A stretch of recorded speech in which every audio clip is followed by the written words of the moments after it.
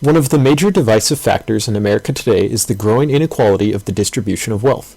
Through the course of this video, we will attempt to provide insight on if the unequal wealth distribution in the United States is ethical. A Harvard business professor and behavioral economist asked more than 5,000 Americans how they thought wealth is distributed in the United States.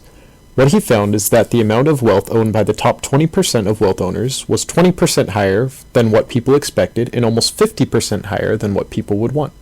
One of the first questions we must ask ourselves is how large is the wealth gap and is it truly growing? According to the U.S. Census Bureau, average net wealth of the bottom quintile of Americans has decreased from negative $905 in 2000 to just over minus $6,000 in 2011, while the top quintile has increased its average wealth from $569 to $630,000.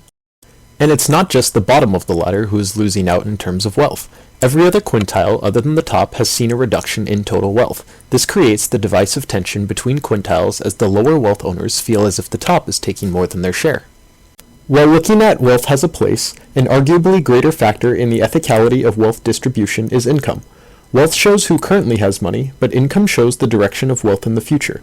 Even those with no current wealth can be saved from financial hardship with income over time. It's not always about where we are, but also about where we're going. When we isolate income, we begin to see a different story. Rather than wealth, where 80% of people are losing by percentage, 80% of Americans' income have increased. The bottom quintile is the only exception, with little to no change in purchasing power over time. This adds an important new dynamic since everyone is able to buy more and is essentially richer than before.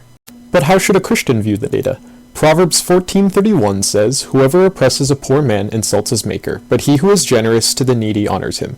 The focus on what is ethical should be providing for the poor, not necessarily taking from the rich. What is important is not how large the gap is, nor how much the rich owner make, but what is important is that the poor are taken care of. When ample regard for the underprivileged is not given, we see a number of harmful side effects. According to an article from the Review of Economics and Statistics, there is significant data that ties together wealth inequality and violent crime. Along with the crime increase, there is also less access to good education, which keeps those at the bottom stuck in a vicious cycle of poverty. Though the topic is based around wealth distribution, my answer largely revolves around income or the direction of wealth in the future.